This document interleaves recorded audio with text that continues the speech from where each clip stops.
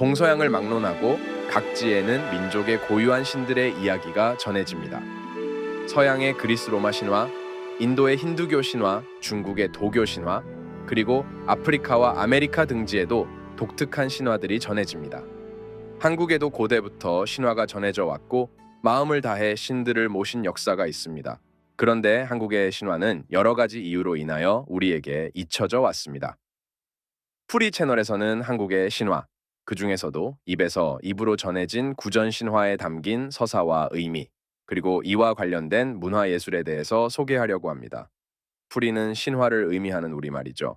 신화의 서사 속으로 들어가기 앞서 이번 영상에서는 한국 구전 신화가 무엇인지 그 간략한 개요와 세계관에 대하여 살펴보겠습니다.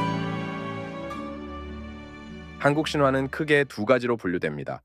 옛 문헌에 기록된 문헌 신화와 입에서 입으로 전해져 내려온 구전 신화입니다.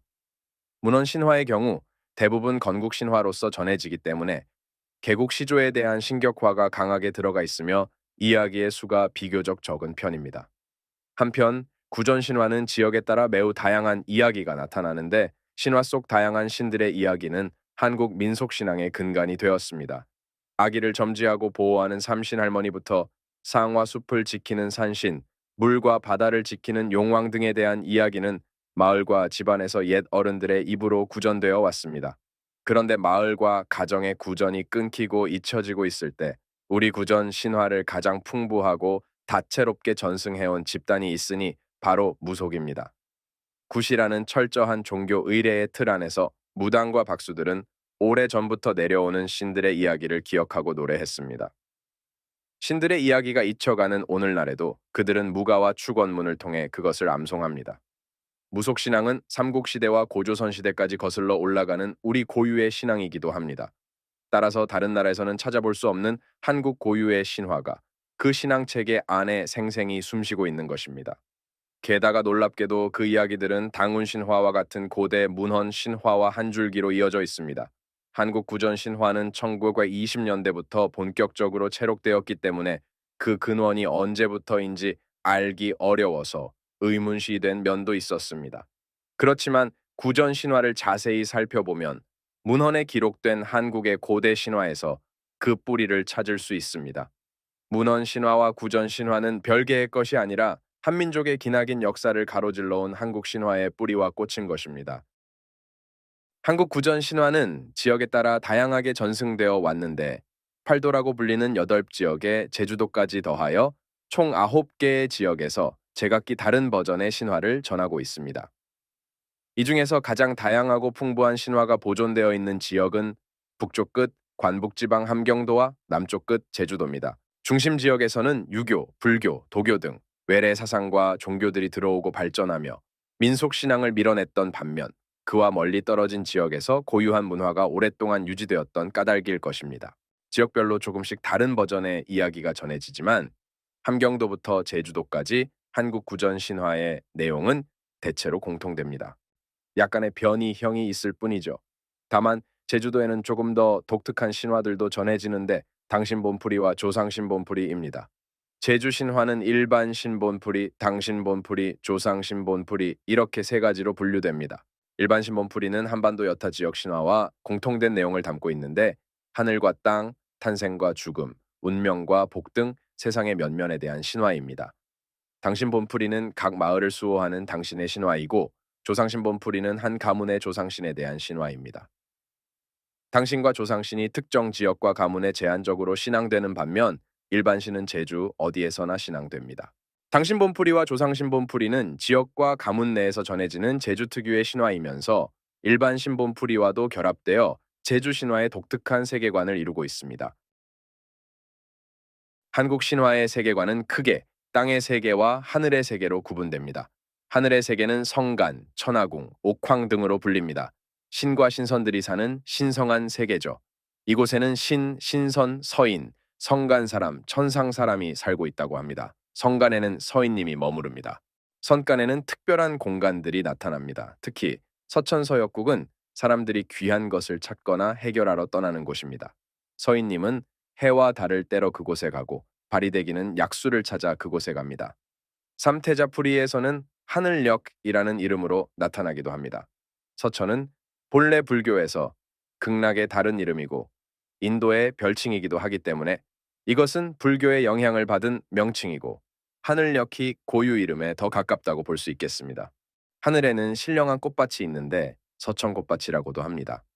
바리대기는 이곳에서 꽃들을 갖고 내려갔으며 사라수대왕과 안락국은 이곳의 꽃감관이 됩니다. 미령님과 서인님은 최후의 순간에 서화지지로 들어갔다고 하는데 최초의 신들이 머무는 근원적 공간일 것입니다. 서화지지는 오직 관북지방의 생구대만 이름이 기록되어 있고 자세한 이야기가 전해지지 않는 미지의 공간입니다. 산천굿에서는 선간의 여러 산들이 묘사됩니다. 햇빛의 일광산, 달빛의 월광산, 불의 화덕산, 물의 수용산, 금의 금화산, 그 밖에 노루산, 고사리산, 식목산, 꽃동산 등 천지만물의 생명력이 깃든 곳입니다. 땅은 지하궁으로 불리는데 우리가 사는 세계를 뜻합니다. 이곳의 사람은 성간 사람과 대비하여 인간 사람으로 부릅니다. 이곳에도 신들이 있는데 대부분 성간에서 지내다가 실수를 하여 귀신 정배를 왔다고 표현됩니다. 산천의 신 붉은 선배와 영상악시가 그러한데 당금액이나 관암액이 삼형제처럼 지하궁에서 태어나 인간을 돕기 위해 땅에 머무는 신들도 있습니다. 인간 세계 어딘가에는 약수 삼천리라는 깊고 넓은 강이 있는데 서인님은 이곳에서 미령님과 인세차지 대결을 하기도 하고 서천에 가기 위해 이 강을 건너가기도 합니다. 그리고 지하궁에는 여러 들과 뜰이 펼쳐져 있습니다. 바리대기의 고향 오구들, 관암액이 삼형제가 찾아간 진주법상 내어른들, 성주신 황우양씨의 황산들 등 물의 세계인 수궁근 천하궁, 지하궁과 구별되는 또 다른 세계입니다. 용왕과 용왕 부인이 사는 세계로 바리대기는 용왕 갈릅을 통해서 수궁에 들어가게 됩니다. 안해산 금상절은 서인님이 머무르는 곳으로 선간과 인간을 잇는 신령한 산의 사원입니다. 구전 신화 속 인물들은 이곳에 찾아가는 경우가 많습니다. 서인님의 아들 관암액이 삼형제는 아버지를 찾으러 안해산 금상절에 갑니다. 붉은 선배는 안해산 금상절에서 글 공부를 하러 갑니다. 청정각 씨는 죽은 남편을 만나러 그곳에 가고 거북이와 남생이는 그곳에 금을 바치고 병이 났습니다.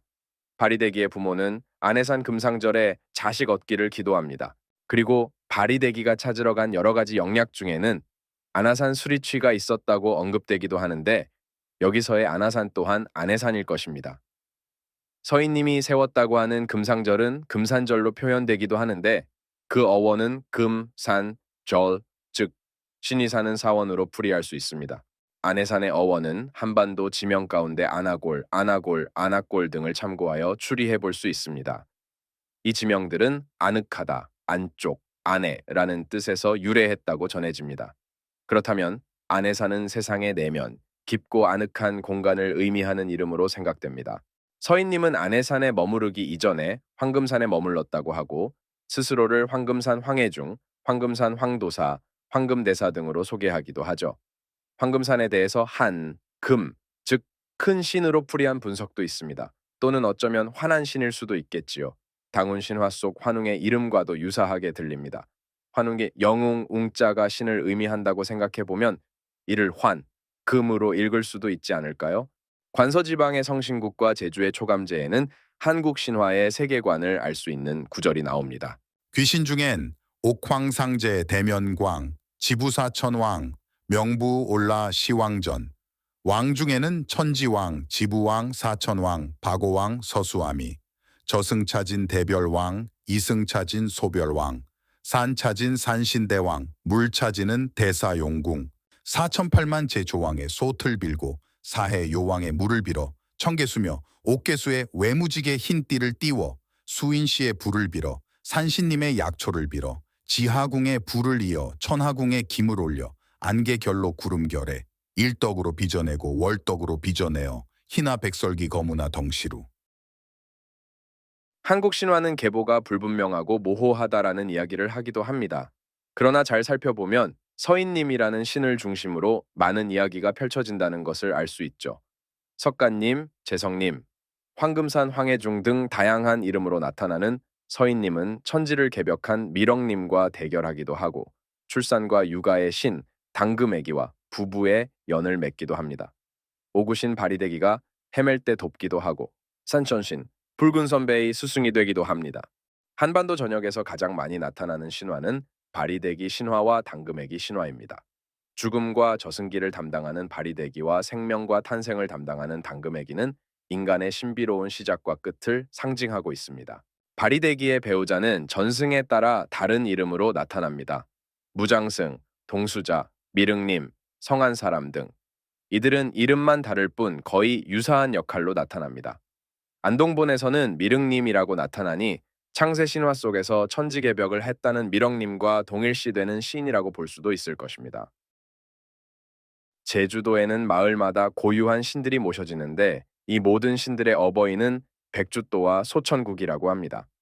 그들의 자손은 아들애기 18, 딸아기 28, 손지방상 378이라고 일컬어지며 마을의 신화를 읊어 내려갈 때 가장 앞부분에는 그 신이 백주또와 소천국의 몇째 자식인지를 밝히죠.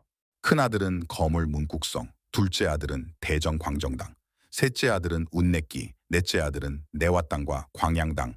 그리고 태초의 신화 천지왕본풀이에서 하늘의 신 천지왕과 부부의 연을 맺는 땅의 신 박이왕은 백주할망의 딸이었다고 나오기도 합니다. 백주또의 아들 가운데 표선리 본향당에 접아당한 집은 세명주할망과 부부라고 하는데 세명주할망은 제주도의 창조신 설문대의 다른 이름입니다. 백주또의 첫째 아들이라는 문곡성은 농경의 신 문도령의 아버지라고도 하죠. 제주도의 온갖 신들이 백주도의 계보로 편입된 것입니다. 그런데 제주도의 모든 마을 신이 백주도의 자손은 아닙니다.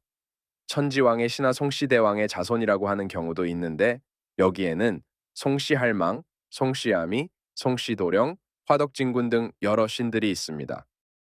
검은 신을 뜻하는 순우리 말입니다. 그런데 구전 신화와 민속 신앙 속에서는 검보다는 금으로 발음되는 경우가 많습니다. 예컨대 삿된 것을 막는 금주를 한자어 금할 금자로 풀이하기도 하지만 신의 줄을 의미하는 순우리말로 볼 수도 있습니다. 금줄은 검줄이라고도 합니다. 신의 이름에도 금자가 많이 들어갑니다. 황금산 서인님, 당금애기, 금천왕, 해당금이 등이 있고 바리대기의 7자매들의 이름에도 금이 들어갑니다. 영일본 바리대기에서는 첫째부터 순서대로 천상금이, 지상금이, 해금이, 달금이, 별금이, 석금이라고 나오죠. 또한 실내서 임금을 의미했던 이사금, 매금에서도 금이 사용된 것을 발견할 수 있습니다. 한편 고려가요 동동에서 검은 곰으로 기록됩니다. 덕을한 곰배에 받잡고 복을한 림배에 받잡고. 매는 옛말로 복수명사를 만드는 전미사이니 이 말은 덕은 신들께 밭이 없고 복은 님들께 밭이 없고라는 뜻으로 풀이됩니다. 이 표현은 곤비인비라는 말로 남아있는데 국어사전에서는 물건이 거듭 쌓이거나 일이 계속 일어남을 나타내는 말이라고 정의합니다. 좋은 일들이 곤비인비 일어날 때 옛사람들은 그것이 신령님과 조상님의 복덕이라고 생각했을 것입니다. 제주도 구전 신화의 가장 뿌리를 이루는 세 가지 이야기는 초공본풀이, 이공본풀이, 삼공본풀이라고 할 수 있는데 여기서의 공 또한 검이 변한 발음으로 봅니다. 제주 큰굿에서 연행되는 이 세 가지 신화의 이름에만 순서를 의미하는 초공, 이공, 삼공이 붙어 있으며 서두에 이렇게 언급됩니다. 초공은 신뿔리, 이공은 꽃뿔리, 삼공은 노전상 노불휘인데. 이 중 노전상 노불휘의 의미가 불명확한데 전상은 전생 인연의 줄임말로 추정하기도 하지만 어원이 불분명합니다.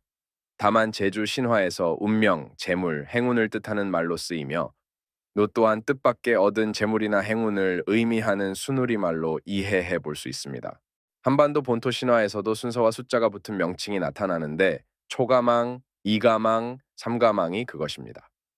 큰 곳의 12거리 가운데 가장 앞부분에 불리는 가망은 군문을 열고 부정을 씻는 역할을 하는데 구체적인 신화가 전해지지 않아 그 신격이 불확실한 면이 있습니다. 그런데 가망을 특정한 신의 이름이 아니라 신 자체를 의미하는 단어로 보면 어떨까요? 초가망 초부정, 이가망 뒤로 부정이요, 삼가망 삼두부정. 초가망, 이가망 조라전물가망, 맑게 받아 오신 가망, 설계 받아 오신 가망. 제주고씨 신의 제자씨 주시고 성 주시고 본 주신 가망님. 육천은 전안에 전안으로 신령님 금일신사 받으실 때 산신가망, 용신가망, 만조상, 제장가망, 외가두 조상가망, 친가두 조상가망. 이와 같은 구절들을 보면 산신, 용신, 제장, 조상 등 다양한 신의 명칭 뒤에 붙어 있어 가망을 껌과 같은 말이라고 이해해 볼 수 있습니다. 나아가 초가망, 이가망, 삼가망을 제주의 초공, 이공, 삼공과 동일한 표현으로 본다면 한반도 본토에서 잊혀진 가망의 의미가 제주에서 기억되고 있는 것이라 짐작할 수 있습니다. 제주에서는 신에게 도나 또라는 호칭을 붙입니다. 제주도 모든 마을 신들의 어머니 신 백주또, 한라산의 하루산또, 굴속의 괴내기또, 바람 위의 신 바라무또, 그리고 이승과 저승을 관장하는 소별왕또와 대별왕또마저 이 호칭이 붙습니다. 마을 수호신 일외또와 여드렛또, 그 밖에 수많은 신들에게 붙는 호칭입니다.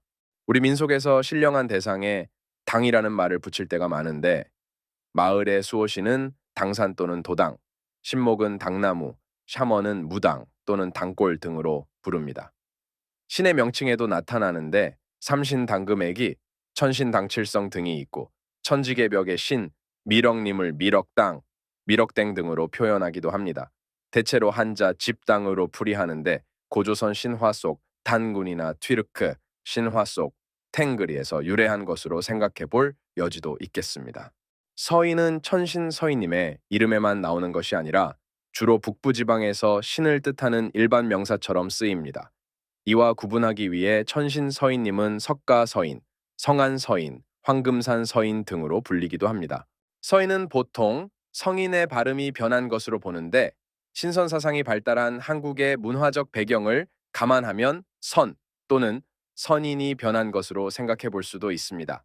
한편 선인은 고구려 시대의 관직명이기도 했는데 조의선인, 선인, 서인이라고 표기되기도 했습니다. 고구려의 선인에 대해 단자의 신채호는 조선상고사에서 우리말 선배, 선비를 이두자로 표기한 것이라 주장한 바 있는데 선배, 선비도 신의 호칭으로 종종 나타납니다. 신의 이야기, 신화를 순우리말로는 풀이라고 합니다.